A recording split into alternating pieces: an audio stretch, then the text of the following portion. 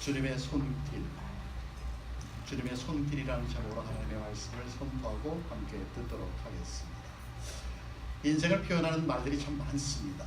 인생을 표현하는 말. 인생은 마라톤이다.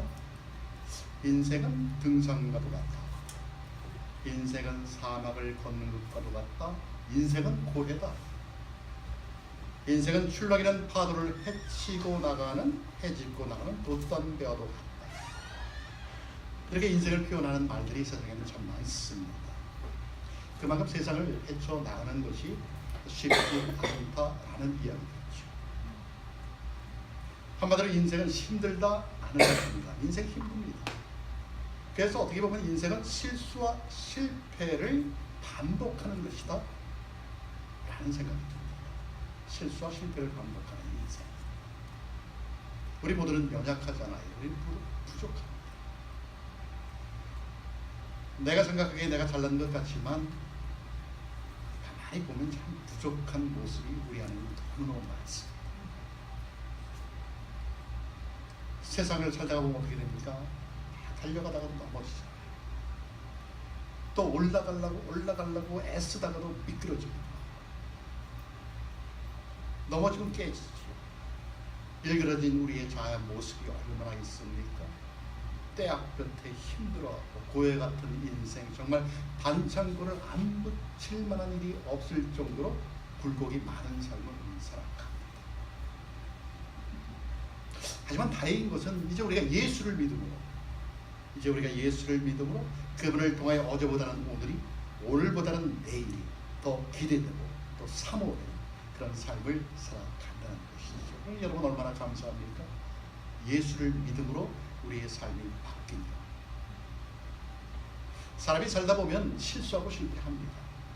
모든 특별한 사람만이 실수하고 실패를 하는 것이 아니라 보편적인 인생의 모습이 실수하고 실패합니다. 저와 여러분도 실패와 실수가 있지요. 없는 사람 아무도 없습니다. 그런데 그 문제는 실수와 실패를 우리가 어떻게 받아들입니까? 그 실수와 실패를 한 이후의 삶의 모습이 우리는 어떻게 달라졌느냐, 그것이 대단히 중요합니다. 어떤 사람은 그렇죠. 자기 실수를 잘 인정하지 않습니다. 자기 실패를 잘 인정하지 않습니다. 될 수 있으면 감추려고, 될 수 있으면 남에게 미루려고, 오히려 자신으로부터 드러나는 실수와 실패 속에서 수치심을 느끼고 어떤 사람은 분노를 느낍니다. 자기 합리화를 시도하는 것이죠. 자기의 약점을 드러내기 싫어합니다. 여러분, 하나님은 어떤 사람을 찾으실까요? 하나님은 어떤 사람을 찾으실까요? 약점 있는 사람 찾습니다. 여러분 약점 있잖아요. 그렇죠? 약점 있는 여러분, 약점 있는 저와 여러분 하나님 찾으시는 거죠. 절대로 하나님은 강한 사람 찾지 않습니다. 완전한 사람 찾지 않습니다. 실수하고 실패하고 그런 사람 찾습니다. 정말 평범한 사람입니다. 세상 가치 기준으로 보면 정말 볼품없는 사람, 깨진 사람. 여러분, 하나님이 우리의 잘못, 우리의 미흡한 부분을 가지고 정죄하십니까? 아니요, 절대로 정죄하지 않습니다. 다시 한번 일어나기를 원하시는 것이죠. 일어나서 오뚜기처럼 오똑 서서 하나님께로 오는 것을 원하십니다. 그래서 예수님은 정말 소망 없이 살아가던 가난하고 병든 사람들, 정말 다른 사람들에게 천대받던 세리, 죄인, 천문, 그런 사람들을 예수님이 만났어요. 그저 평범한 사람, 세상에서 무시받는 사람. 우리 예수님은 그런 사람들을 만나서 일일이 치유하시고 회복시키셨다는 것입니다. 여러분, 성경이 말하는 구원이란 죄인인 우리를 병들고 실패한 인생들을 하나님의 자녀로 새롭게 하신 사건, 거듭난 사건. 예전에 우리 모습이 아니죠. 우리가 예수님을 구원자로 믿고 우리 마음에 영접하면 예수의 거룩한 영을 통하여 우리를 하나님의 자녀로 삼아 주신다는 것이죠. 그래서 요한복음 1장 12절 어떻게 얘기합니까? 영접하는 자 곧 그 이름을 믿는 자들에겐 하나님의 자녀가 되는 권세를 주셨으니 아멘. 아멘. 미흡한 우리가 하나님의 자녀가 되었다는 것이죠. 세상을 창조하신 창조주의 자녀가 되었으니 여러분 얼마나 감사합니까? 아멘. 이것이 바로 성경이 말하는 구원입니다. 그래서 사도 바울은 고린도후서 5장 17절에서 이렇게 말합니다. 그런즉 누구든지 그리스도 안에 있으면 새로운 피조물이라 이전 것은 지나갔으니 보라 새 것이 되었도다. 여러분 얼마나 멋있습니까? 이런 성경 구절을 접하면 정말 멋있다. 어떻게 이렇게 나한테 딱 맞는 말이야? 그냥 쏙쏙 귀에 들어요. 오늘 본문은 그런 세상 가운데서 실패하고 실수했던 사람들의 이야기입니다. 믿음으로 살아간다고 하면서도 넘어지고 깨지고 일그러진 우리의 모습이기도 하지요. 예수님은 죽은 지 사흘 만에 살아나셨습니다. 그런데 여러분 예수님이 부활했을 때 누가 제일 힘들었을까요? 누가 가장 충격을 받았을까요? 누가 가장 당황스러웠을까요? 아마 베드로가 아닌가 그런 생각이 듭니다. 다른 사람이 다 버릴지라도 나는 안 버립니다. 다짐을 했죠. 선포를 했죠. 그런데 어떻게 됩니까? 닭이 울기 전에 3번씩이나 부인합니다. 베드로가 누굽니까? 주는 그리스도시요 살아계신 하나님의 아들이십니다라고 고백했는데 하루도 못 넘기고 3번씩이나 부인합니다. 그러니 예수님이 부활하셨으니 얼마나 당황스럽겠습니까? 창피하죠. 아마 속으로도 그랬을 거예요. 나 같은 거짓말자, 나 같은 비겁한 사람. 아마 자기 자신을 정죄하지 않았을까? 그렇게 생각합니다. 우리의 모습입니다. 여러분 내 딴에는 그래도 세상 참 보람있게 가치있게 산다고 이야기하지 않습니까? 나 자신에게도 이야기하고 다른 사람에게도 이야기합니다. 그런데 가만히 보니까 어떻게 됩니까? 결국은 나만을 위한 삶이 되어버렸어요. 내 딴에는 주님을 따른다는 신앙생활을 한다고 하였지만 가만히 보면 결국 나 자신을 위한 신앙생활이 되어버렸어요. 결국에 가만히 보니까 내가 살아온 인생들을 보니까 내가 살아온 삶의 조각들로 합쳐져 갖고 무언가를 만들려고 했는데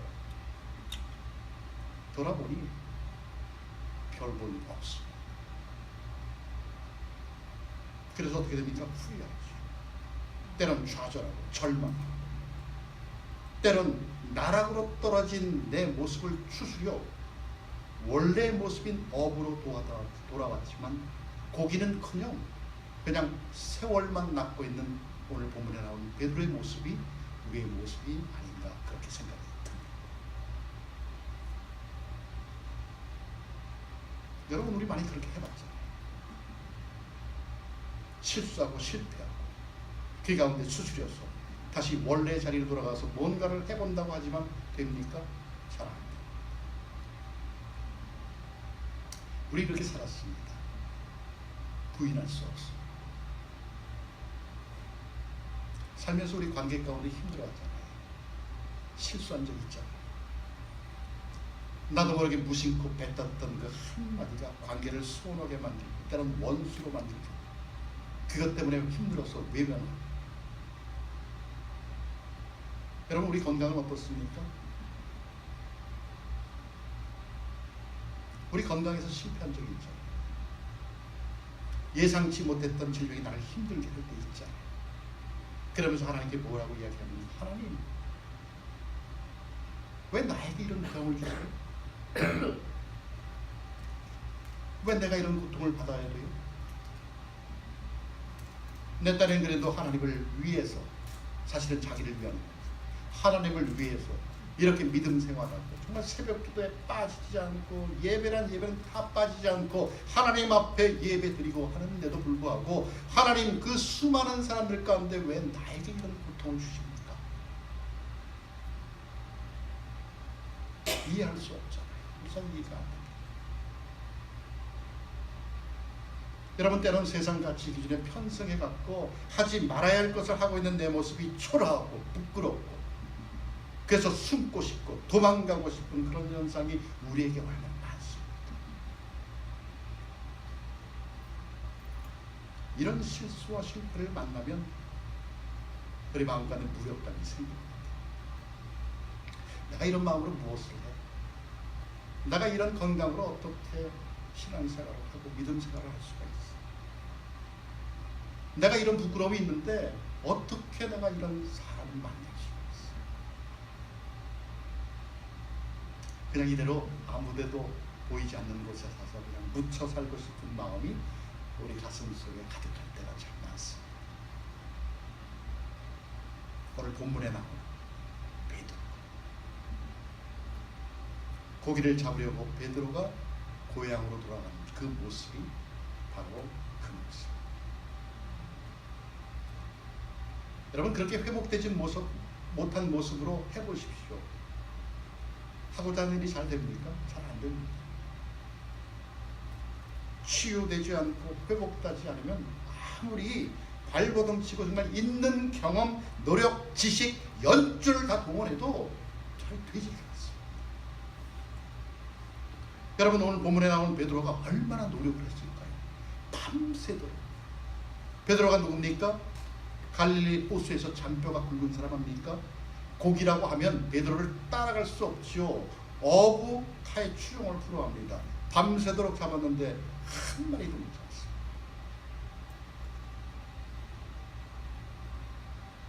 좌절이지요. 당장 생업에 지장이 있습니다. 그때 바로 예수님의 음성이 들립니다. 얘들아, 고기를 좀 잡았니? 아니요. 그래? 그러면 배 오른편에 한번 던져볼래? 고기를 한 마리도 잡지 못하고 있는 그들을 향해서 예수님께서 그물을 배 오른쪽에 던져보라고 말씀합니다. 가라사대 그물을 오른편에 던지라, 그리하면 얻으리라. 오늘 본문에 보니까 이에 던졌더니 어떤 결과가 생겼습니까? 꽉 찼습니다. 그물에 꽉 찼습니다. 153 숫자까지. 그래서 고기가 많아서 그물을 들어 올릴 수 없다라고 얘기해요. 여러분, 이 제자들 베드로 인생 잘못 산 사람들 아닙니까? 3년 동안 예수님을 따라가면서 기적과 이적과 표적을 충분히 보았는데도 불구하고 예수님을 배반한 사람들 아닙니까? 인생 실패한 사람들이죠. 세상 말로 죽일 놈들. 선생을 배반했습니까? 난 모른다고 부인했습니까? 세상 말로 죽일 놈들입니다. 그런데도 여러분, 예수님은 그 제자들을 사랑으로 대합니다. 고기 잡았니? 못 잡았어? 그러면 오른쪽에 한번 던져볼래? 여러분, 인생이 힘들어졌을 때, 정말 낙심되어 아무것도 하고 있지 못할 때, 정말 앞이 안 보이는 것 같은 깜깜한 암흑과도 같은 현실이 내 앞에 펼쳐져 있을 때 누군가가 힘들지요? 내가 도와줄 것이 없을까요? 여러분, 그런 말을 들으면 얼마나 위로가 됩니까? 얼마나 힘이 될까요? 그런데 그분이 바로 예수 그리스도라고 한다면 여러분, 얼마나 감격이고 감동이고 기적 같은 일일까요? 여러분, 예수님의 음성 들어보셨습니까? 예수 믿으면서 신앙생활하면서 이 땅에 살아갈 때, 내가 힘들고 어려울 때 예수님의 음성을 들어보셨나는 것이죠. 그분의 음성 듣기를 기도합니다. 그분의 음성을 듣고 순종할 수 있는 여러분이 되시기를 기도합니다. 그래서 소생케 하시는 그분의 손길을 받아들여 일그러진 우리의 삶이 치유되고 회복되는 역사, 실패자가 성공자로 바뀌는 역사, 낙심한 자가 희망의 사람으로 바뀌는 역사가 있게 되기를 기도합니다.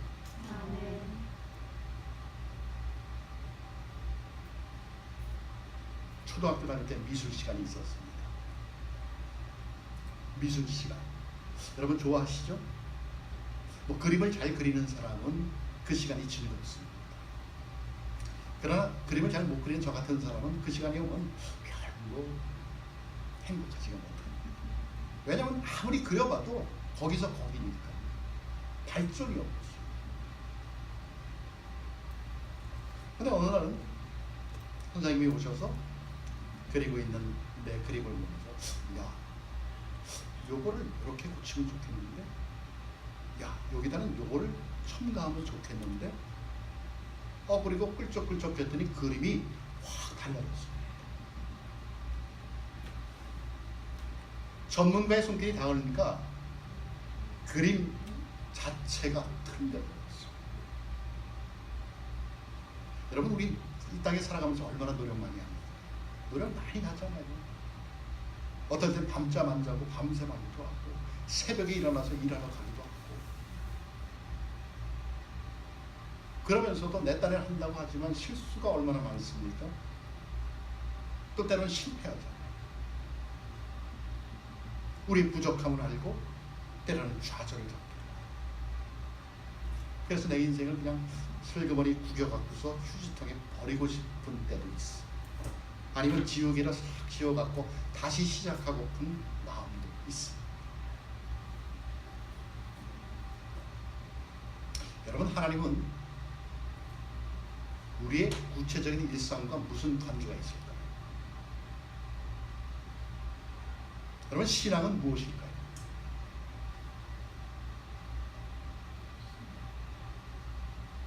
신앙은 한마디로 내가 하고 있는 모든 일에 마무리 손질을 하시는 하나님의 손길이다 라고 정리하고 싶습니다. 하나님이 세상을 이처럼 사랑하사 독생자를 주셨습니다.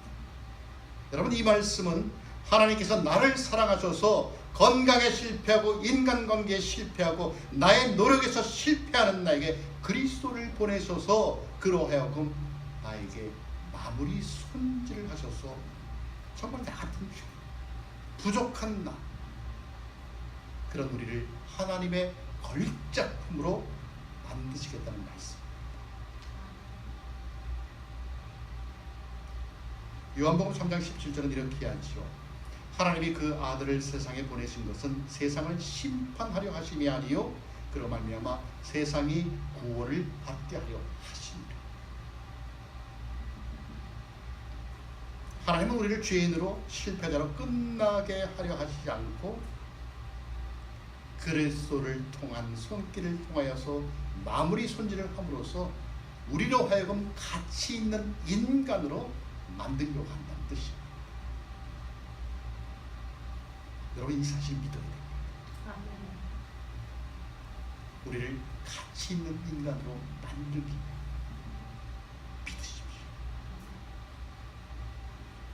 The touch of the master's hand라는 시가 있습니다. 마스터의 손길이 닿을 때, 거장의 손길이 닿을 때, 그런 시입니다. 그 내용이 이렇습니다. 경매장에 낡은 바이올린 하나가 출품이 되었습니다. 오래되었으니까, 낡았으니까 먼지도 푹푹 쌓여있죠. 경매장이 경매를 시작합니다. 손을 들죠? 1불. 또 저쪽에서 손을 들고 2불. 이번엔 뒤쪽에서 3불. 그리고는 잠잠합니다. 더 이상 경매가 진행이 안 돼요. 바이올린이 경매 가격이 3불에서 딱 멈췄어요. 더 이상 가격이 안 올라온다는 거지. 그때 한 노인이 딱 나서더니 그 바이올린 앞으로 나가갑니다. 그리고는 그 바이올린을 갖고서는 손수건으로 먼지를 털어내고 혀를 조율을 해서 음정을 맞추고 드디어 바이올린을 연주를 하기 시작합니다. 얼마나 황홀한 연주를 하는지 거기에 있는 모든 사람이 감동을 해갖고 그때부터 가격이 올라가기 시작하는데 여기저기 손을 들면서 결국엔 3,000불의 바이올린이 낙찰됩니다. 여러분, 무엇이 바이올린의 가격을 올려놓았습니까?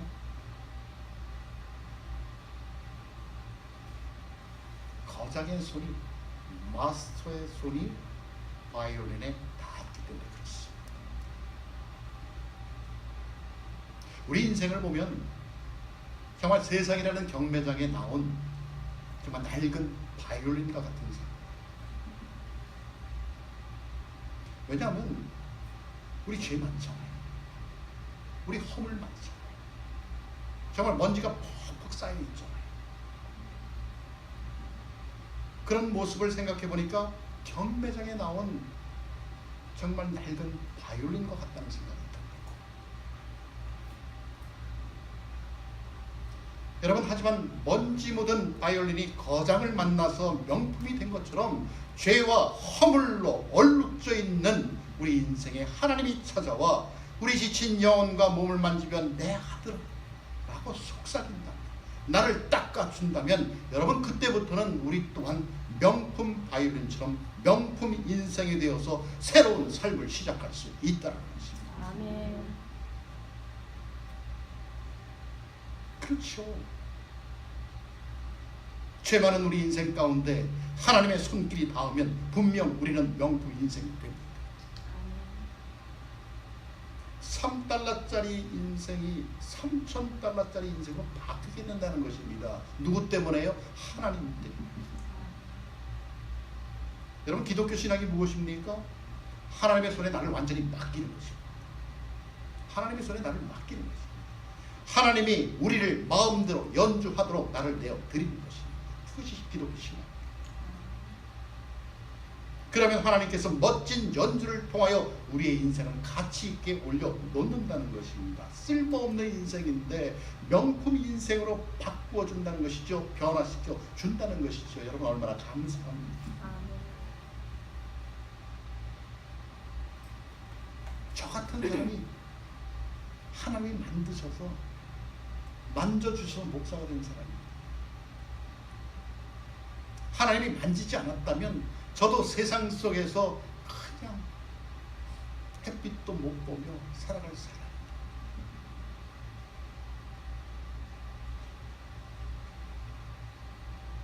여러분, 이런 복을 누리며 살아가는 여러분 되시기를 바랍니다. 아멘. 하나님이 내 인생 가운데 찾아오십니다. 그분이 나를 쓸고 닦으며 만져주심으로 향기로운 냄새, 정말 황홀한 음악이 연주될 수 있는 내 인생이 되기를 기도합니다. 아멘. 우리가 살아가는 세상은 만몬 세상입니다. 만몬.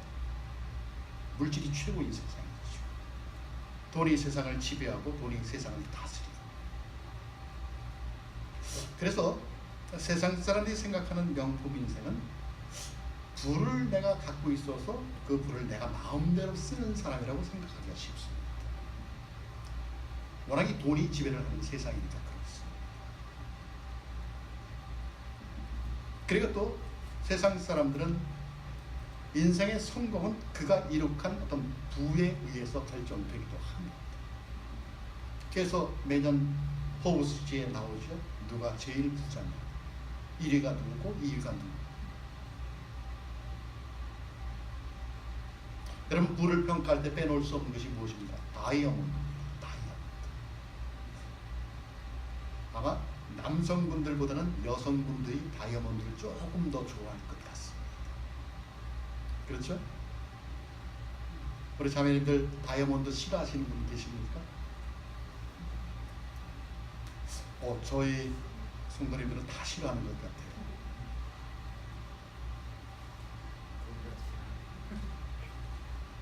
가장 세상 가치 기준으로 비쌉니다. 다이아몬드. 그런데 여러분, 이 다이아몬드는 4C 4개의 C로 결정된다고 합니다. 첫째는 캐럿, 얼마나 크냐. 두 번째는 컷, 어떻게 그 원석을 잘 깎았느냐. 세 번째는 컬러, 그 컬러가 참 멋있어. 네 번째는 클래리티, 얼마나 투명하냐. 그 4C로 인해서 다이아몬드를 값어치를 매긴다고 합니다. 우리 인간도 비슷합니다. 내가 얼마나 가졌느냐. 세상에서 평가하기에 저 사람은 참 돈을 많이 가졌어. 그러면 저 사람 인생 성공한 인생이야. 이렇게 이야기하죠. 또 얼마나 멋있어.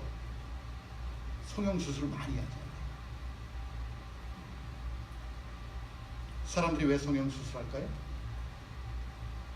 멋있게 보이려고 하죠. 그래서 이렇게 깎고 저렇게 깎고 이렇게 깎고 이렇게 깎고 깎을 때 다 깎아버려요. 그래서 아주 조각 같은 사람. 그래서 TV를 보면 그 사람이 그 사람 같아요. 비슷비슷해요. 뭔가 모르게 비슷비슷합니다. 그리고 또 컬러. 때깔이 얼마나 좋아? 저 사람의 배운 지식이 얼마나 많을까? 저 사람 학위가 얼마나 되지? 저 사람 PhD가 있어. 저 사람 박사학위가 몇 개 정도 돼. 클래리티. 저 사람 참 거룩한 사람 같아. 저 사람 목사야. 저 사람 신부야. 저 사람 스님이야.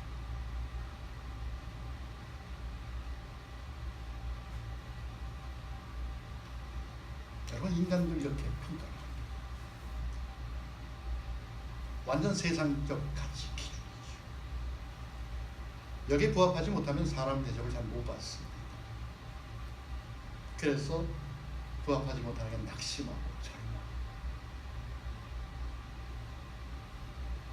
그러나 여러분, 우리가 분명히 알아야 할 것은 이 네 가지면 세상 가치 기준으로 완전히 내가 거기에 합당한 판정을 받을지라도 여러분, 햇빛을 한번 비춰보십시오. 여러분, 이곳에 햇빛을 한번 비춰보십시오. 먼지가 얼마나 많은지. 하나님의 기준으로 보면 거기서 거듭니다. 아무리 우리가 깎고 다듬고 덧칠을 해서 최상급의 컬러와 컷과 캐럿과 클래리티를 가지고 있어도 정말 다이아몬드처럼 가꾸어도 흠이 있는 사람, 부족한 사람. 그래서 다섯 번째 C가 필요합니다. 무엇입니까? 크라이스트, 예수 그리스도. 주님의 마지막 손길이 필요하다는 것입니다. 우리는 세상 살아가면서 이런 세상 가치 기준에서 얼마나 낙심합니까? 얼마나 부족하다고 생각이 듭니까? 얼마나 실패했다고 생각이 듭니까? 여러분, 이런 사람에게 예수 그리스도가 찾아오셔서 새로운 능력을 부어주시고 새롭게 우리를 만들어 주신다는 것입니다.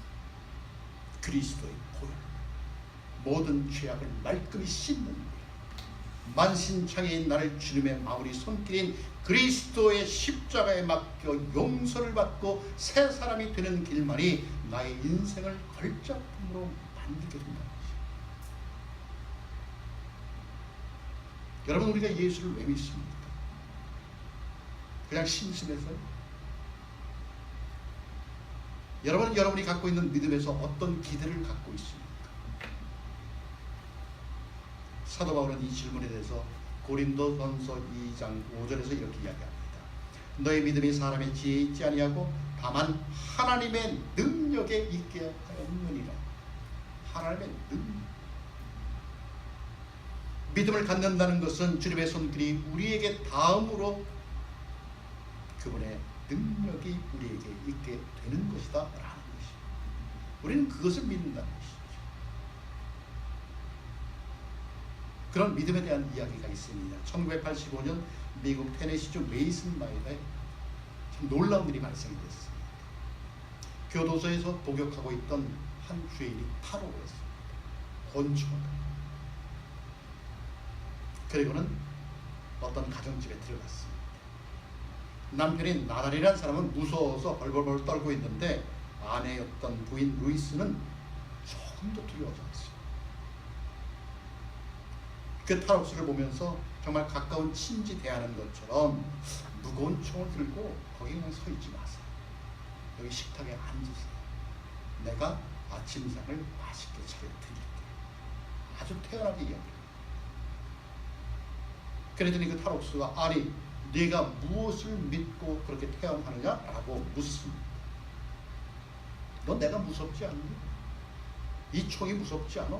그랬더니 루이스가 이렇게 이야기합니다. 나는 예수를 믿고 영생을 믿기 때문에 무서운 것이 없습니다. 예수를 믿고 영생을 믿기 때문에 죽음이 두렵지 않다는 것이죠.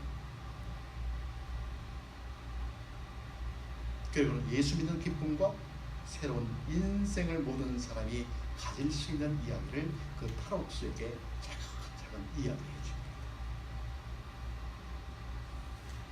그리고는 7시간 후에 아침 3시에 탈옥을 했는데 오전 10시가 되어서 그 탈옥수는 다시 자기가 있던 교도소로 돌아갔다는 이야기입니다. 여러분 실화입니다.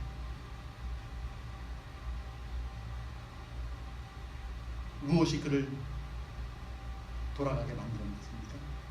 믿음이죠. 루이스가 갖고 있던 믿음. 여러분 탈옥수는 자기가 권총을 가졌기 때문에 자기가 그 집을 컨트롤한다고 생각을 했습니다. 당연하죠. 권총을 갖고 있습니다. 사람들이 꼼짝 못하죠. 그러나 루이스는 오히려 그 컨트롤을 능가하는 파워를 가지고 있었는데 그 파워, 그 능력은 바로 죽음을 이기신 예수 그리스도로부터 받은 믿음이라는 것이죠. 아멘. 여러분 세상의 힘이란 무엇을 갖고 컨트롤하느냐?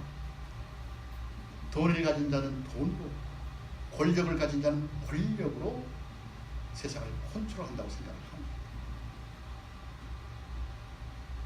다이아몬드의 평가 기준을 갖고 있는 사람들은 그런 기준으로 사람을 평가합니다. 그리고 그런 컨트롤을 세상으로 이기려고 합니다.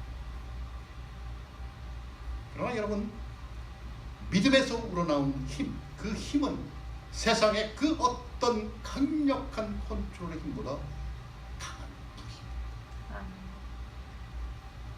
여러분 예수 그리스도의 손길을 의지하십시오. 우리 주님의 터치, 만지심을 기대하십시오. 그리고 이것이 우리에게 능력이 됨을 여러분 믿으십시오. 이 세상의 힘으로 컨트롤하는 경쟁의 힘은 언제나 사람을 다치게 합니다. 지치게 하죠. 낙오하게 합니다. 그러나 우리 주님의 마무리 손길은 우리를 실패자에서 성공자로, 승리자로 만들어 준다는 것입니다. 아멘. 사랑하는 성도 여러분, 여러분은 여러분 자신을 어떻게 생각하십니까? 나는 나를 어떻게 생각하고 있습니까? 여러분은 여러분이 생각하시는 것보다도 더 위대한 사람들입니다. 왜요? 예수 그리스도의 만지심이 있기 때문에 그렇습니다. 여러분 주눅들지 마십시오. 실수했다고요? 실패했다고요? 예수 그리스도가 있잖아요. 그분이 나를 다시 일으키시잖아요. 무엇이 두려워요? 여러분 그분께 맡기십시오. 건강에 부족함이 있습니까? 질병이 나를 힘들게 하고 있습니까? 그분께 맡기십시오. 혈루병 환자가 예수님의 옷자락을 만지고 해결하죠. 실수했어요? 실패했어요? 그래서 좌절이 내 마음속에 있습니까? 그분을 붙드십시오. 예수님을 붙드십시오. 그분께 맡기십시오. 인생이 피곤하다고 느끼십니까? 내 인생은 왜 이렇게 안 풀려? 그런 생각이 드십니까? 그분께 맡기십시오. 그분께 맡기면 그분이 내 인생을 책임져 주신다는 것이죠. 우리 성경을 통해서 많이 봤잖아요. 왜 나한테는 적용을 안 시켜요? 이건 그분께 맡겨야 합니다. 마무리 손길을 그분께 맡겨요. 주님의 마무리 손길에 나를 맡기십시오. 아멘.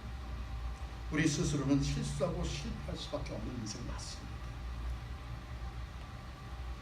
그러나 우리가 주님을 의지하고 그분께 나를 맡기면 주님의 손길은 우리를 치유하고 회복시키시며 승리자로 만들어 주실 것입니다.